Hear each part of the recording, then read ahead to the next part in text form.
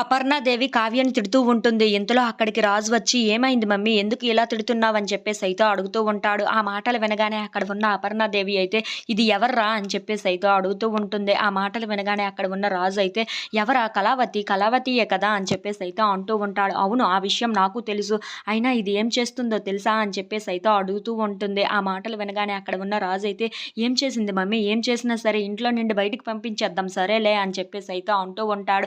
ఆ మాటలు వినగానే అక్కడ ఉన్న వాళ్ళ అమ్మ అయితే, "నువ్వేం మాట్లాడుతున్నావురా? నేను ఒకటంటే నువ్వొకటంటున్నావు. తన్ని ఇంట్లో నుండి పంపించేయడం కాదు. ఇదేం చేస్తుందో తెలుసా? ఇప్పుడు నేల మీద పడుకుంటుంది ఇక్కడ. దీనికి ఎవ్వరూ తెలియలేనట్టు" అని చెప్పేసైతే అంటూ ఉంటుంది. ఆ మాటలు వినగానే అక్కడ ఉన్న రాజు అయితే ఒక్కసారిగా షాక్ అయిపోతూ ఉంటాడు. "అవునురా! ఈ ఇంట్లో ఉన్న వాళ్ళందరూ తన బంధువులే అయినా సరే, ఇక్కడ చూడు నేల మీద వంటగదిలో ఎలా పడుకుంటుందో" అని చెప్పేసైతే అంటూ ఉంటుంది. ఆ మాటలు వినగానే అక్కడ ఉన్న రాజు అయితే ఒక్కసారిగా షాక్ అయిపోతూ ఉంటాడు. ఇంతలో అక్కడ ఉన్న కావ్యాన్ని చూసి చాలా కోపంగా, "ఏ ఏ ఏంటి అలా చేస్తున్నావు? ఈ ఇంట్లో మానవత్వం ఎవరికీ లేదనుకుంటున్నావా? మనుషులు కాదనుకుంటున్నావా?